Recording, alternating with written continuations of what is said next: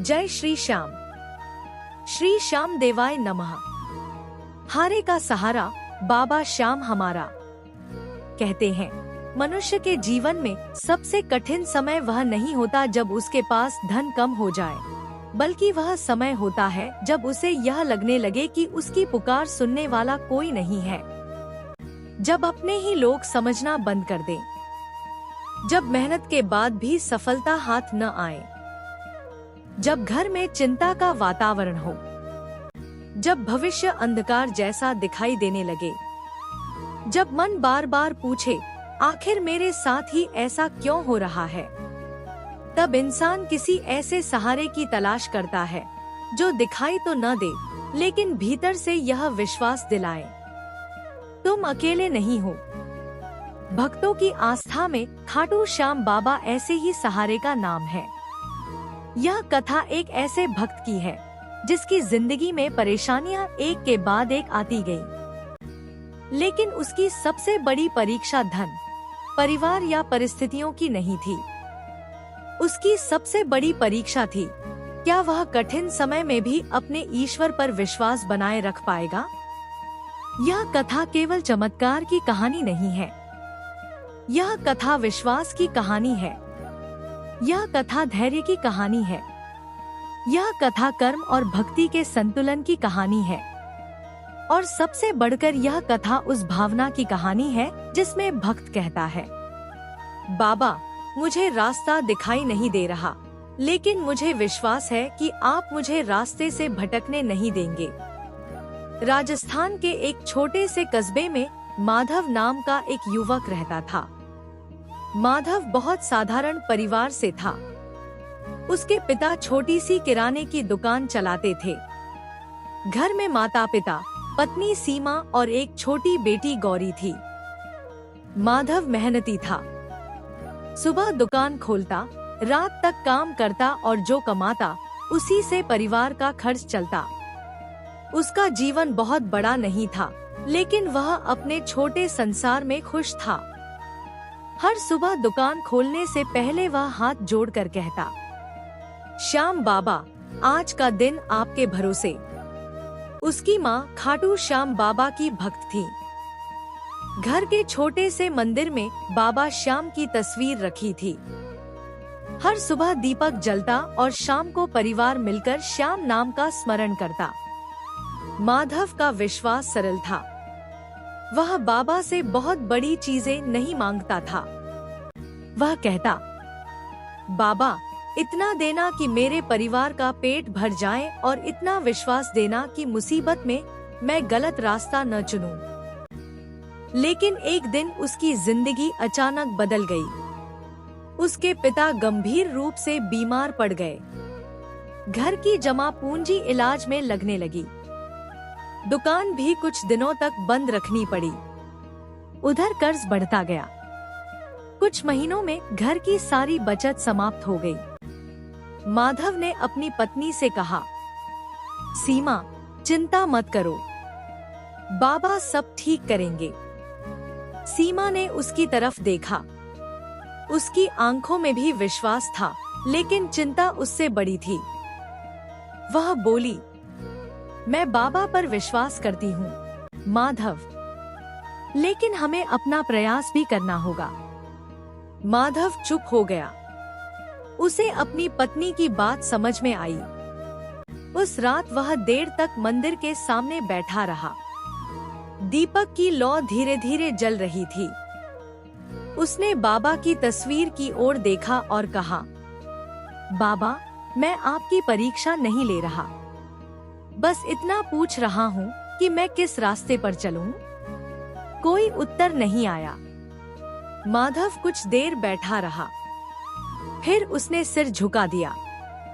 उसे नहीं पता था कि उसकी परीक्षा अभी शुरू हुई थी। कुछ समय बाद माधव के पिता की तबीयत थोड़ी ठीक हुई। माधव ने सोचा कि अब वह दुकान को बड़ा करेगा। उसने एक मित्र के साथ मिलकर नया व्यापार शुरू करने का निर्णय लिया। मित्र ने विश्वास दिलाया, माधव यह काम बहुत अच्छा चलेगा, तुम पैसा लगाओ, मैं बाजार संभाल लूंगा। माधव ने अपनी बची हुई पूंजी लगा दी। शुरुआत अच्छी रही, कुछ महीनों तक बिक्री बढ़ी। माधव को लगा कि अब परिस्थितियां सुधर रही हैं, लेकिन अचानक उसके साझेदार ने उसके साथ धोखा कर दिया। व्यापार का पैसा लेकर वह गायब हो गया। माधव पर कर्ज रह गया। दुकानदारों ने पैसे मांगने शुरू कर दिए। घर में फिर चिंता लौट आई। एक शाम माधव घर आया तो उसकी बेटी गौरी दरवाजे पर खड़ी थी। उसने पूछा, पापा, आप आज इतने चुप क्यों हैं? माधव ने मुस्कुराकर कहा, कुछ नहीं बेटा। गौरी ने मासूमियत से कहा, दादी कहती हैं कि जब परेशानी हो तो श्याम बाबा को बता देना चाहिए। माधव की आंखें भर आईं। वह अपनी बेटी के सामने मुस्कुराता रहा। उस रात वह फिर मंदिर में बैठ गया, लेकिन इस बार उसके मन में शिकायत थी। उसने कहा, बाबा, मैंने किसी का बुरा नहीं किया। मैंने मेहनत की, मैंने ईमानदारी से काम किया, फिर मेरे साथ ऐसा क्यों? उसके भीतर से आवाज आई, क्या तुम्हारा विश्वास केवल तब तक है जब तक सब कुछ तुम्हारी इच्छा के अनुसार चलता रहे? माधव चौंक गया। वह नहीं जानता था कि यह उसके मन की आवाज थी या भक्ति से जन्मी कोई अनुभूति। लेकिन उस एक विचार ने उसे रोक दिया। उसने बाबा की ओर देखा, फिर धीरे से बोला, बाबा, अगर मेरी परीक्षा है तो मुझे धैर्य दीजिए। कुछ दिनों बाद माधव की माँ ने कहा, बेटा, बहुत दिन हो गए, मन कह रहा है कि बाबा के दरबार में चलना चाहिए। माधव ने तुरंत हाँ कर दी। उसके पास पैसे बहुत कम थे, फिर भी उसने तय किया कि वह परिवार के साथ खाटू धाम जाएगा। यात्रा आसान नहीं थी, बस बदलनी पड़ी।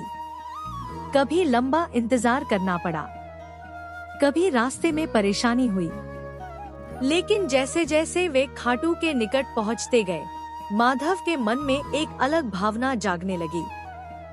सड़क पर जगह जगह श्याम नाम लिखा दिखाई देता। भक्तों के मुख से जय श्री श्याम की आवाज आती। कोई पैदल जा रहा था, कोई परिवार के साथ आया था, कोई बुजुर्ग था, कोई युवा था। किसी के पास बहुत कुछ था और किसी के पास बहुत कम, लेकिन बाबा के दरबार की ओर जाते हुए सबके मुख पर एक समान विश्वास था। माधव ने अपनी बेटी का हाथ पकड़ा।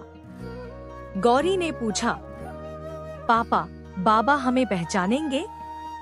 माधव मुस्कुराया, बेटा, सच्चे मन से बुलाने वाले भक्त को बाबा जरूर सुनते हैं, ऐसा भक्तों का विश्वास है।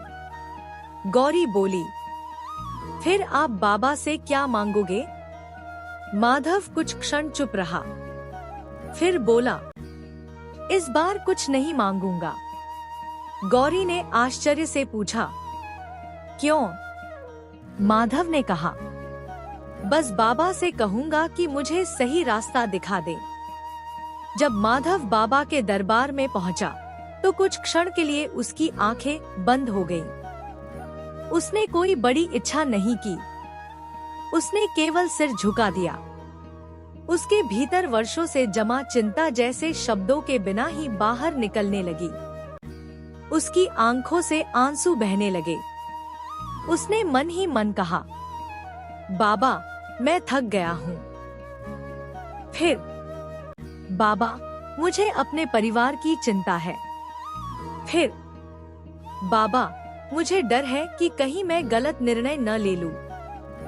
और अंत में, बाबा, मुझे धन नहीं चाहिए, मुझे विवेक चाहिए। कुछ क्षण बाद उसने आंखें खोली। उसके सामने वही दरबार था, परंतु उसके भीतर कुछ बदल चुका था। समस्या अभी भी वही थी, कर्ज अभी भी था, व्यापार का नुकसान अभी भी था, घर की चिंता अभी भी थी। लेकिन उसके भीतर एक नई बात पैदा हो गई थी। मुझे भागना नहीं है। खाटू से लौटते समय माधव की मुलाकात एक वृद्ध भक्त से हुई। वृद्ध के हाथ में श्याम नाम की माला थी। उन्होंने माधव से पूछा, बेटा, पहली बार आए हो? माधव ने कहा, जी। वृद्ध मुस्कुराए। क्या मांग कर आए? माधव ने कहा, कुछ नहीं। वृद्ध ने कहा, अच्छा, फिर बहुत कुछ लेकर जाओगे? माधव ने आश्चर्य से देखा। वृद्ध बोले, बेटा, लोग दरबार में जाकर समस्या खत्म करने की प्रार्थना करते हैं, लेकिन कभी कभी भगवान समस्या तुरंत नहीं हटाते। वे पहले भक्त के भीतर उसे संभालने की शक्ति पैदा करते हैं। माधव ध्यान से सुनता रहा। वृद्ध बोले, श्याम नाम का अर्थ केवल इच्छा पूरी होना नहीं है। भक्ति का अर्थ यह भी है कि जब रास्ता कठिन हो, तब भी मनुष्य सत्य, धैर्य और अच्छे कर्म का रास्ता न छोड़े। माधव के मन में यह बात बैठ गई। उसने पूछा, बाबा, लेकिन अगर बहुत परेशानी हो तो? वृद्ध ने कहा, तब दो काम करना। पहला, भगवान को याद करना। दूसरा, जो तुम्हारे हाथ में है वह करना, और जो हमारे हाथ में नहीं है। वृद्ध मुस्कुराए। उसे भगवान के चरणों में छोड़ देना। घर लौटने के बाद माधव ने तय किया कि वह अपनी परिस्थितियों से भागेगा नहीं। उसने अपने सभी कर्जों की सूची बनाई। किससे कितना पैसा लेना है और किसे कितना देना है, सब लिखा। फिर उसने पत्नी से कहा, हम धीरे धीरे सब ठीक करेंगे। सीमा ने कहा, मैं तुम्हारे साथ हूँ। माधव ने अपने पिता की दुकान फिर से व्यवस्थित की। सुबह दुकान खोलता, दोपहर में दूसरे काम की तलाश करता, शाम को घर लौटता, रात में हिसाब करता और सोने से पहले बाबा का नाम लेता। अब उसकी प्रार्थना बदल चुकी थी। पहले वह कहता था, बाबा, मेरी परेशानी खत्म करो। अब वह कहता, बाबा, परेशानी के बीच सही निर्णय लेने की बुद्धि देना। यह छोटा सा परिवर्तन उसके जीवन में बहुत बड़ा बदलाव लेकर आया। एक दिन दुकान पर एक बुजुर्ग ग्राहक आए। उन्होंने कुछ सामान खरीदा और माधव की दुकान की व्यवस्था देखकर बोले, तुम हिसाब बहुत अच्छा रखते हो। माधव ने कहा, जी, कोशिश करता हूँ। उन्होंने पूछा, क्या तुम थोक बाजार से माल खरीदने का काम जानते हो? माधव ने कहा, थोड़ा बहुत। बुजुर्ग ने उसे एक छोटे व्यापारी से मिलवाया। माधव को वहां काम मिल गया। आमदनी बहुत बड़ी नहीं थी, लेकिन नियमित थी। माधव ने उस काम को छोटा नहीं समझा। उसने मन में कहा, बाबा ने शायद रास्ता यही भेजा है। धीरे धीरे उसकी आर्थिक स्थिति सुधरने लगी।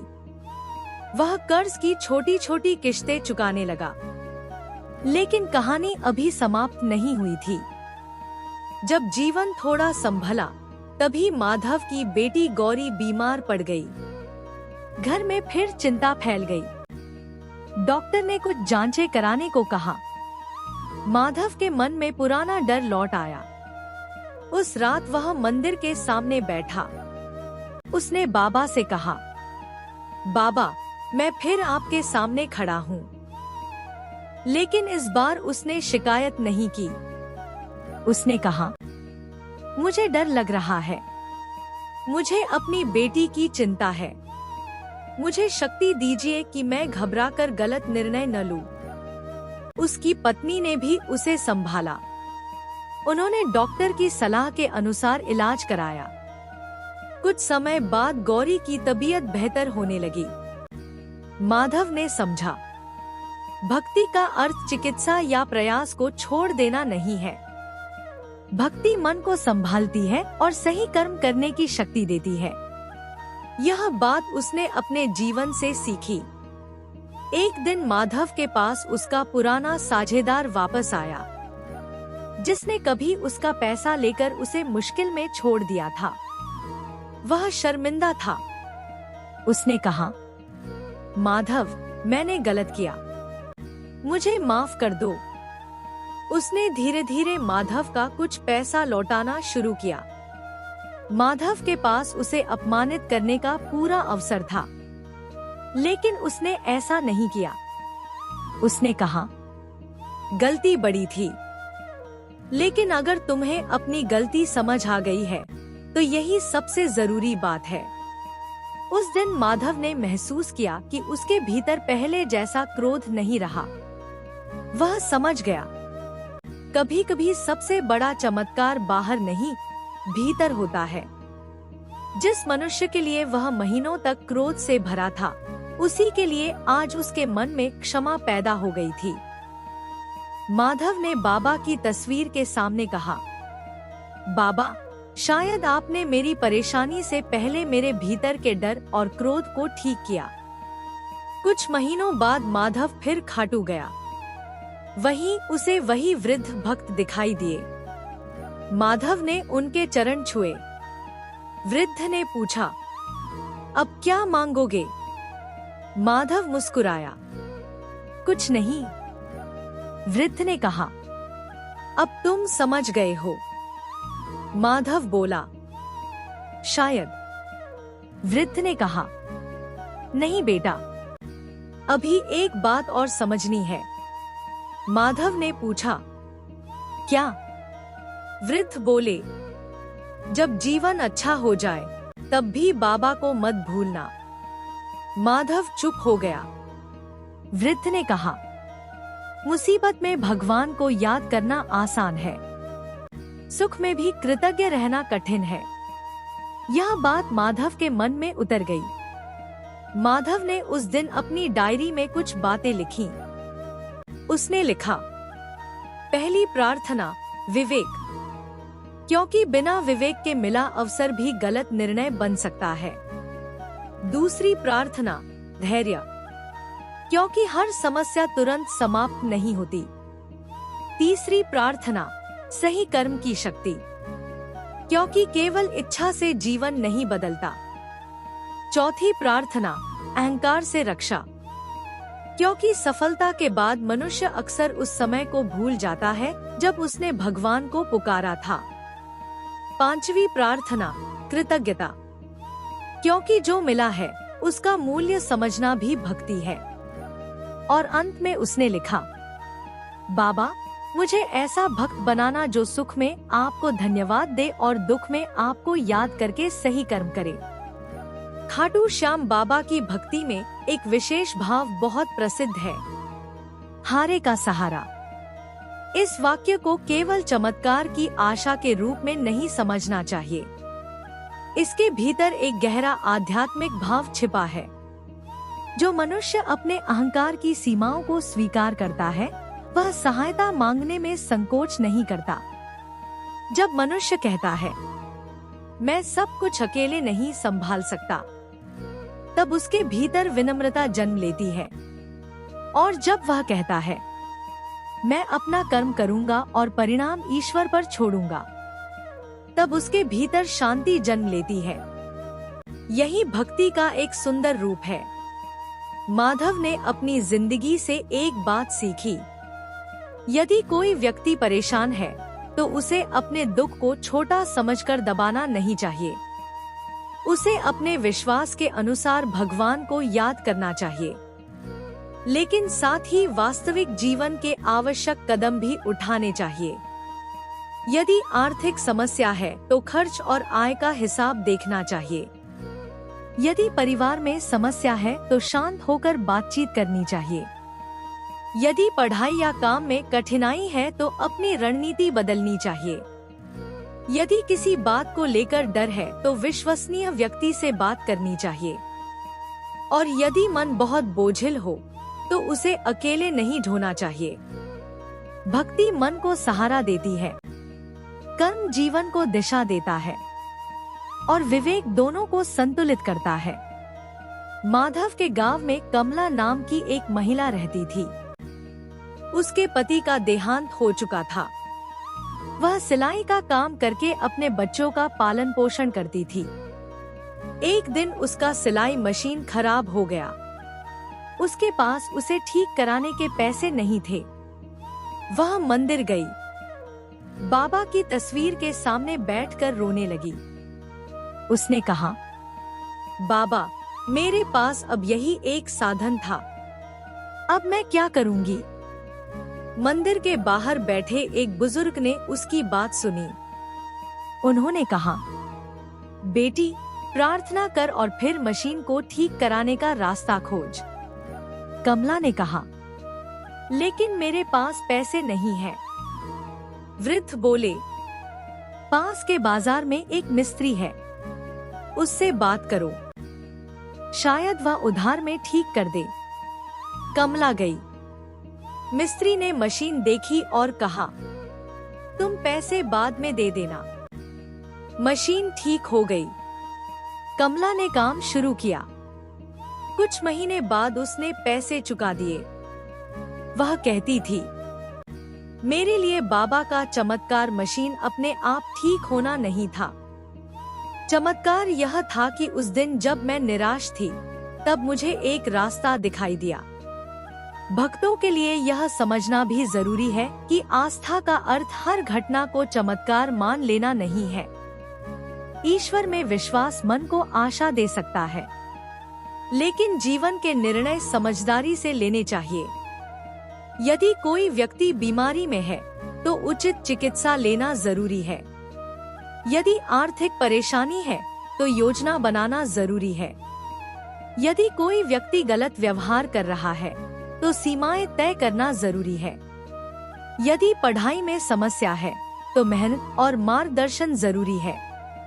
यदि नौकरी नहीं मिल रही, तो कौशल बढ़ाना और नए अवसर तलाशना जरूरी है। भक्ति इन प्रयासों का विरोध नहीं करती, बल्कि भक्ति भाव मनुष्य को यह शक्ति दे सकता है कि वह कठिन परिस्थिति में भी निराश होकर गलत रास्ते पर न जाए।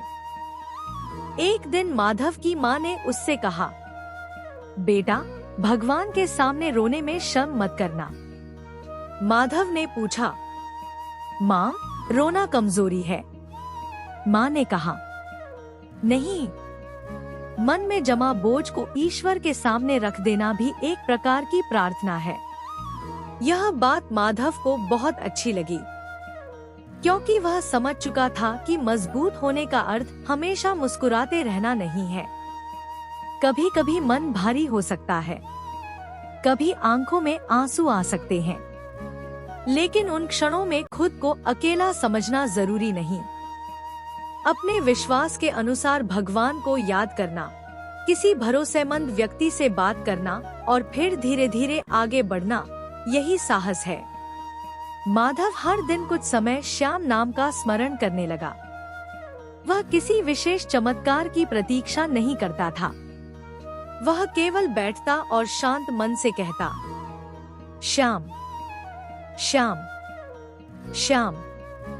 कुछ दिनों बाद उसने महसूस किया कि उसका मन पहले की तुलना में अधिक स्थिर रहने लगा है। समस्याएं समाप्त नहीं हुई थी, लेकिन समस्या आते ही घबराने की उसकी आदत कम हो गई थी। पहले वह तुरंत नकारात्मक सोचने लगता था। अब वह रुकता, गहरी सांस लेता, बाबा का नाम लेता, फिर सोचता, अभी मेरे हाथ में क्या है? यही प्रश्न उसके जीवन का मंत्र बन गया। समय बीतता गया। माधव ने धीरे धीरे अपना पूरा कर्ज चुका दिया।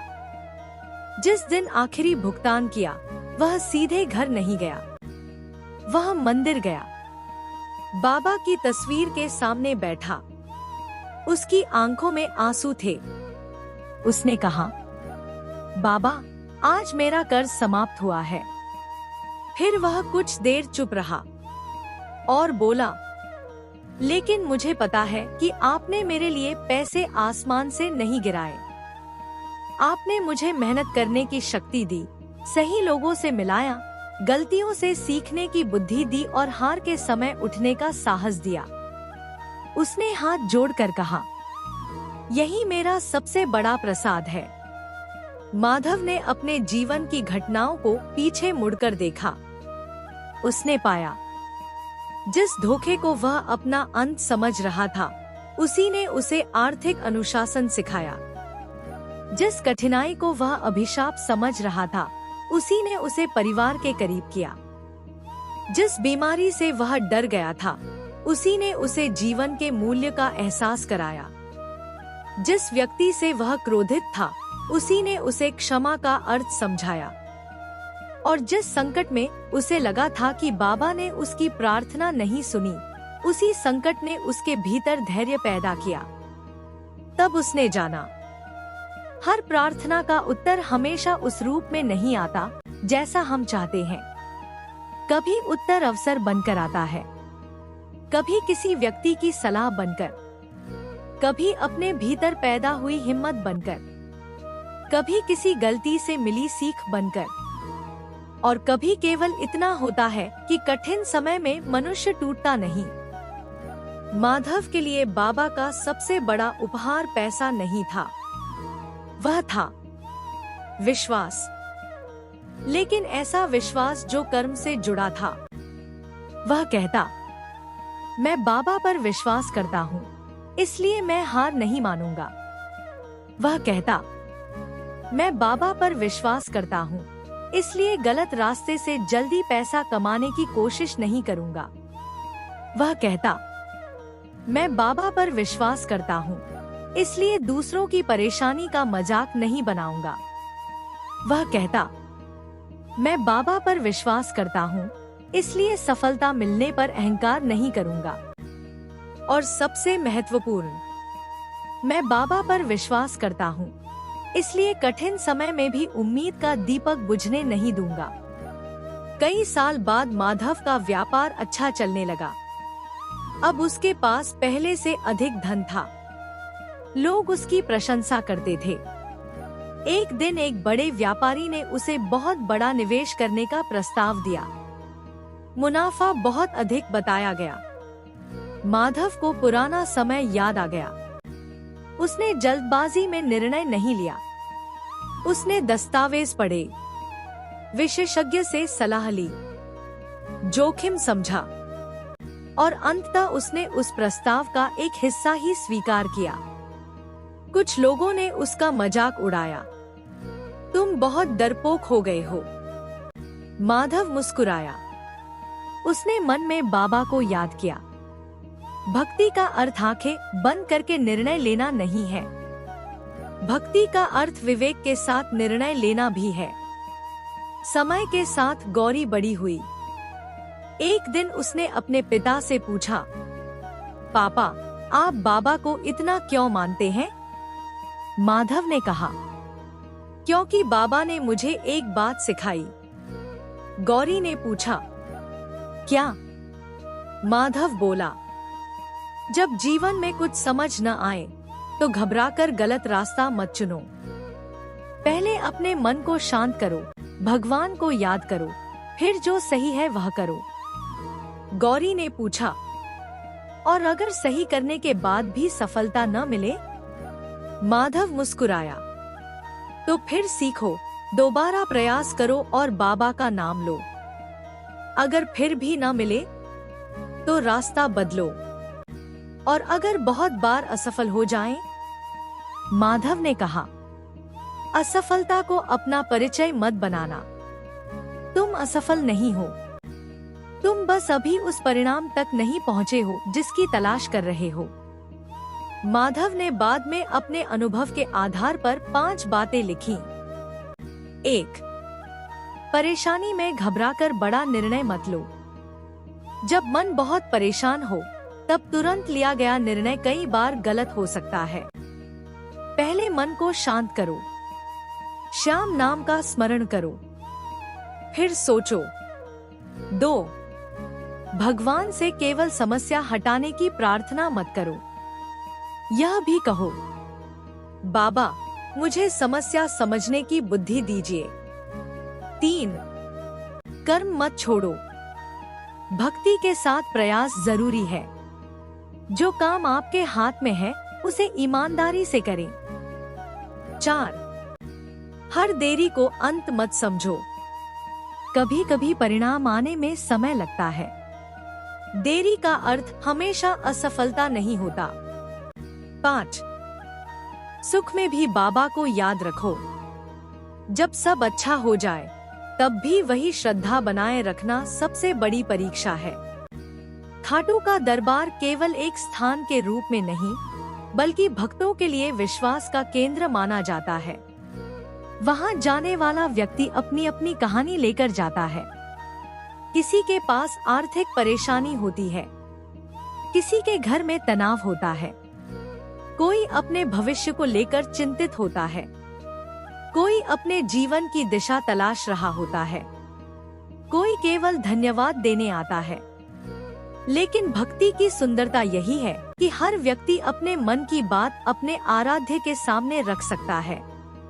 माधव के लिए भी यही सबसे बड़ा अनुभव था। उसे लगा, मैं बाबा के सामने अपनी कहानी छिपाने की जरूरत नहीं समझता। उस रात माधव ने अपने घर के मंदिर में दीपक जलाया। उसने आंखें बंद की और मन ही मन कहा, बाबा। कुछ क्षण शांति रही। जब मैं टूटा था तब मुझे संभालना। फिर जब मैं सफल हूँ तब मुझे अहंकार से बचाना। फिर जब मैं भ्रमित हूँ तब विवेक देना। फिर जब मैं किसी की मदद कर सकता हूँ तब मुझे पीछे न हटने देना। और अंत में जब मेरे जीवन की आखिरी सांस हो तब मेरे मन में आपका नाम और मेरे कर्मों में मानवता बनी रहे। उसकी आंखों से आंसू बहने लगे। उसने सिर झुका दिया। कुछ वर्षों पहले जो माधव हर समस्या का उत्तर बाहर खोजता था, अब वह अपने भीतर भी देखने लगा था। पहले वह कहता, मेरी समस्या कब खत्म होगी? अब वह पूछता, इस समस्या से मैं क्या सीख सकता हूँ? पहले वह कहता, लोग मेरे साथ ऐसा क्यों करते हैं? अब वह पूछता, मैं अपने व्यवहार में क्या सुधार कर सकता हूँ? पहले वह कहता, बाबा मेरी इच्छा कब पूरी करेंगे? अब वह कहता, बाबा जो मेरे लिए उचित हो वही देना। यही उसके जीवन का सबसे बड़ा परिवर्तन था। अगर आप यह कथा सुन रहे हैं और आपके जीवन में भी कोई परेशानी चल रही है तो एक क्षण के लिए आंखें बंद करिए, अपने मन को शांत करिए, अपने आराध्य को याद करिए और धीरे से कहिए, हे श्याम बाबा मुझे सही रास्ता दिखाइए। फिर अपनी परिस्थिति को ईमानदारी से देखिए। क्या कुछ ऐसा है जिसे आप बदल सकते हैं? तो उसे बदलिए। क्या किसी से बात करने की जरूरत है? तो किसी विश्वसनीय व्यक्ति से बात कीजिए। क्या किसी विशेषज्ञ की सलाह चाहिए? तो सलाह लीजिए। क्या कोई गलती हुई है? तो उसे स्वीकार करके सुधारिए। और जो आपके नियंत्रण में नहीं है उसे ईश्वर के चरणों में छोड़ दीजिए। यही संतुलन मनुष्य को भीतर से मजबूत बनाता है। भक्तों में श्याम बाबा को हारे का सहारा कहने की परंपरा बहुत लोकप्रिय है, लेकिन इस भाव का एक सुंदर अर्थ यह भी है, हार को अंतिम सत्य मत मानो। आज परिस्थिति खराब है, इसका अर्थ यह नहीं कि हमेशा खराब रहेगी। आज रास्ता बंद है, इसका अर्थ यह नहीं कि कोई नया रास्ता नहीं होगा। आज मन उदास है, इसका अर्थ यह नहीं कि जीवन में फिर आनंद नहीं आएगा। आज सफलता नहीं मिली, इसका अर्थ यह नहीं कि भविष्य में भी नहीं मिलेगी। मनुष्य का जीवन परिवर्तनशील है और आस्था उस परिवर्तन के बीच आशा को जीवित रखने का माध्यम बन सकती है। एक दिन माधव की बेटी ने उससे पूछा, पापा आपके जीवन में बाबा ने सबसे बड़ा चमत्कार क्या किया? माधव कुछ देर सोचता रहा। फिर उसने कहा, बाबा ने मेरी जिंदगी से सारी मुश्किलें नहीं हटाई। गौरी ने पूछा, फिर? माधव बोला, उन्होंने मुझे मुश्किलों के सामने खड़ा होना सिखाया। गौरी चुप रही। माधव ने आगे कहा, जब मेरे पास पैसे नहीं थे तब मैंने मेहनत सीखी। जब मुझे धोखा मिला तब मैंने सावधानी सीखी। जब मेरी बेटी बीमार हुई तब मैंने धैर्य सीखा। जब मेरे पास विकल्प कम थे तब मैंने संतोष सीखा। जब मुझे सफलता मिली तब मैंने कृतज्ञता सीखी।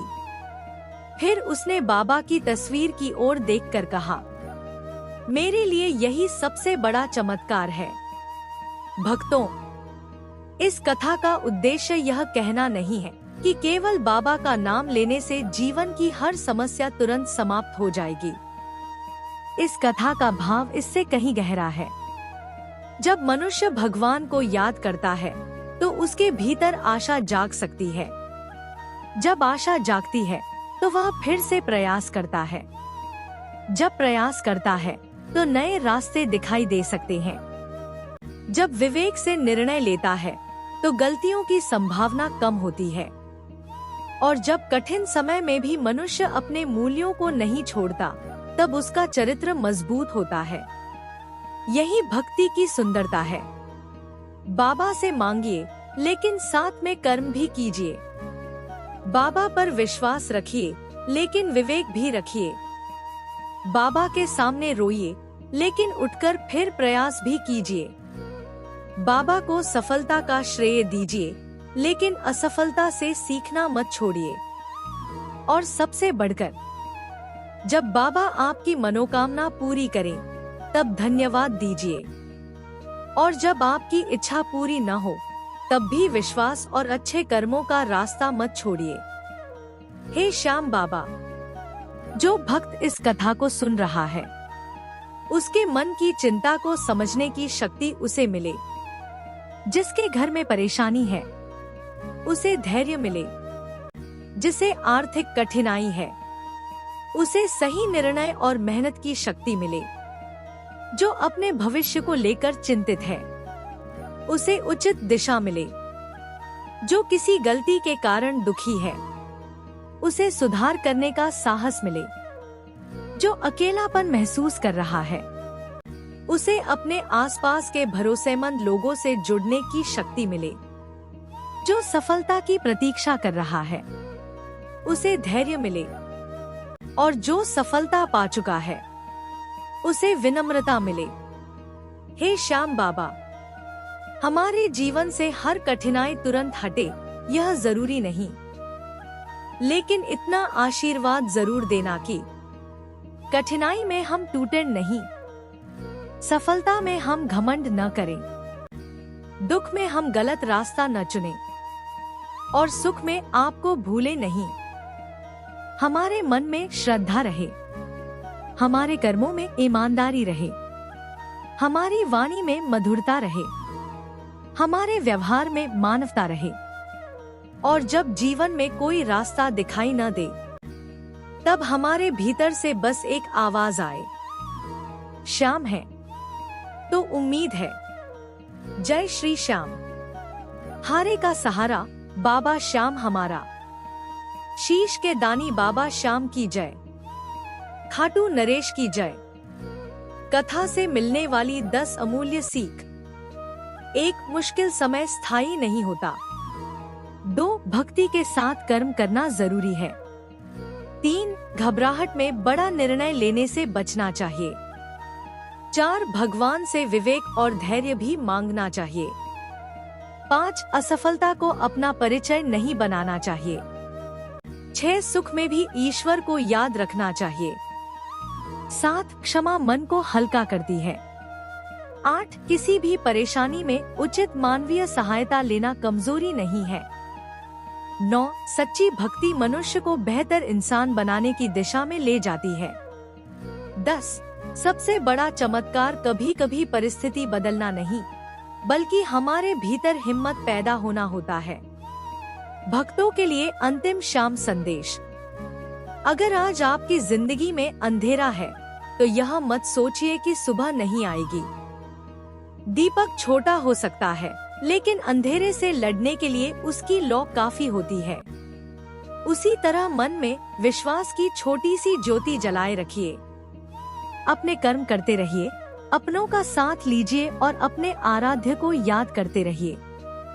रास्ता आज दिखाई न दे तो भी यात्रा रोकिए मत। जय श्री श्याम। बाबा श्याम सभी भक्तों को सद्बुद्धि, धैर्य, शांति और सही कर्म करने की शक्ति दे। अगर आपको आज की यह श्याम बाबा की कथा अच्छी लगी हो तो इसे अपने दोस्तों और परिवार के साथ जरूर साझा करें। वीडियो को लाइक करें, चैनल को सब्सक्राइब करें, अपने प्रियजनों के साथ शेयर करें। जय श्री श्याम। हारे का सहारा, बाबा श्याम हमारा।